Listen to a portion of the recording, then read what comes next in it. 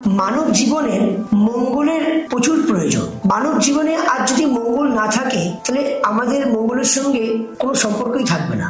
কেন? মঙ্গল রক্ত কারক গ্রহ, মঙ্গল জমি কারক গ্রহ, মঙ্গল স্বামী স্ত্রী সংসারের কারক গ্রহ, মঙ্গল মন্ত্রের শক্তির কারক গ্রহ, মঙ্গল সেনাবাহিনী এবং ডক্টর লাইনের কারক গ্রহ। আমরা মঙ্গলকে ছেড়ে কোথাও যেতে পারবো না। আমরা যদি কিছু কাজ করি তোমার মঙ্গল হোক, মঙ্গল আমাদের প্রয়োজন। কিন্তু রাশি চক্রের গ্রহ অবস্থার মঙ্গল এই কর্কট রাশিতে যদি নিচ্ছুস্ত হয়, এর প্রভাব কিন্তু এই মানব জীবনে এবং পৃথিবীর মধ্যে অনেক বড় বড় সংকট চলে আসে। আমরা জানি যে মঙ্গল কর্কট রাশিতে নিচ্ছস্ত হয় আর মকর রাশিতে উচ্ছ্বস্ত হয়। গত 20 অক্টোবর 2024 মঙ্গল মিথুন রাশি ছেড়ে কর্কট রাশিতে আসেন। কিন্তু আমরা রাশিচক্রের অ্যাস্ট্রোলজি মতে আমরা ক্যালকুলেশন করে আমরা এটাও জানি যে এই মঙ্গল গ্রহ একটা ঘর থেকে আরেকটা ঘরে, অর্থাৎ এক রাশি থেকে আরেকটা রাশিতে সঞ্চার করতে সময় লাগে 45 দিন। এক্ষেত্রে ক্যালকুলেশন অনুযায়ী একটা ঘর থেকে একটা ঘরে আসা, আবার আরেকটা ঘর থেকে আরেকটা ঘরে যাওয়ার প্রায় 7 মাস সময় নিচ্ছে।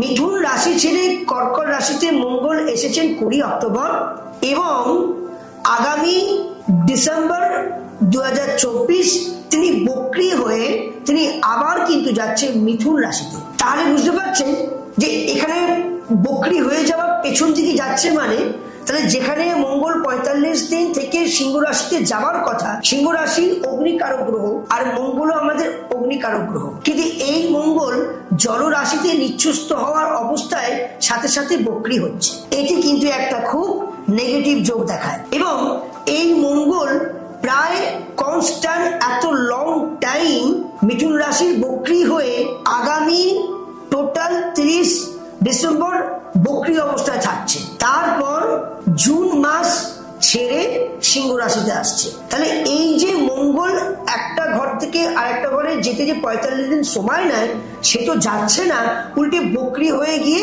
মার্গী অবস্থায়, রেক্টর অবস্থায় কাটান হয়ে মার্গী অবস্থায় থেকে সে কিন্তু 30 ডিগ্রি ভ্রমণ করার পর সেই মঙ্গল আপনার 7ই জুন সে কর্কট রাশি ছেড়ে সিংহ রাশিতে আসছে।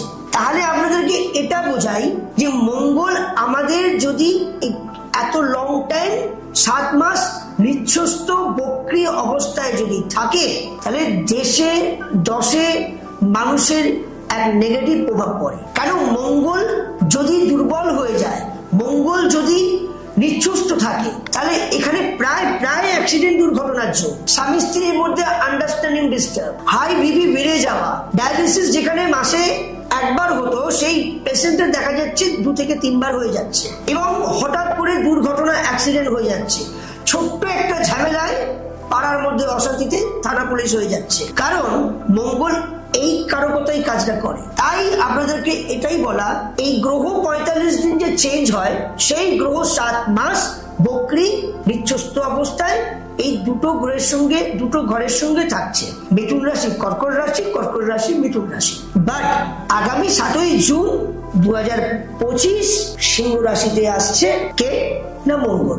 তাহলে কত লং টাইম একটা নেগেটিভ প্রভাব এই মঙ্গল কর্কট রাশিতে থাকছে। তাহলে কি নতুন বছর কেমন যাবে? খুব চিন্তার ব্যাপার। মাথায় রাখবেন 2025 2 +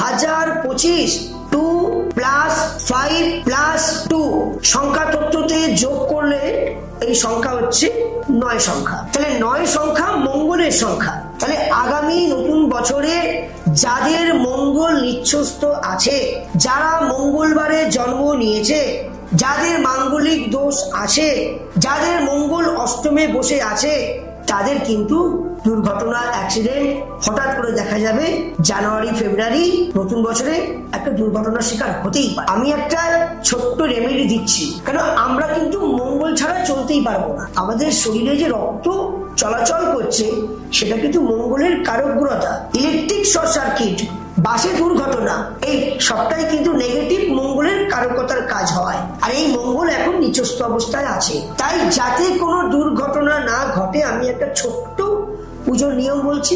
আপনি কি করবেন? মঙ্গলবার নিরামিষ খাবেন, এবং একটু কষ্ট করে হনুমান চালিসাটা পাঠ করবেন, আর চেষ্টা করবেন একটু বগলা মায়ের হোমযজ্ঞ করার।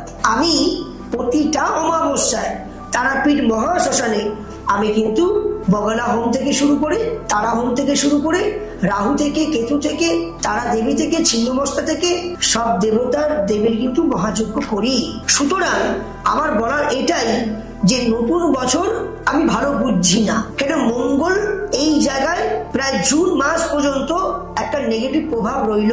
আর এই 2025 এটা কিন্তু মঙ্গলেরই যোগ আসছে, এই নতুন বছর মঙ্গলের বছর। আর এটা তো 2024, এই 2024-এর বছরটা হচ্ছে শনির বছর। শনি তো রিসেন্ট মার্গী হয়েছে, যাই হোক। তো সুতরাং আমি মঙ্গল নিয়ে আলোচনা করলাম। আপনারা একটু আপনাদের আশেপাশে যারা কোনো তান্ত্রিক বলুন, কোন অ্যাস্ট্রোলজার আছে বলুন, আপনারা একটু যোগাযোগ করুন। যদি মঙ্গল 45 দিনে যদি বেরিয়ে যেত তাহলে আমি এতটা চিন্তা করতাম না আপনাদের বিষয়। কিন্তু যেহেতু নতুন বছর পুরো জুন মাস, এখনো বক্রি অবস্থায় আগামী ডিসেম্বরে যাচ্ছেন ফার্স্ট উইকে, আবার নিচস্থ হয়ে মার্গী হয়ে আসবেন, টোটাল 30 ডিগ্রি ভ্রমণ করে একদম জুন মাস 7 তারিখের পর তিনি সিংহ রাশিতে আসছেন। কার কি ঘটনা ঘটবে সেটা আমি জানি না, কিন্তু মঙ্গল যদি আপনাদের খারাপ থাকে অনেক দিক দিয়ে, নানান দিক দিয়ে আপনাদের কিন্তু নাজেহাল করবে।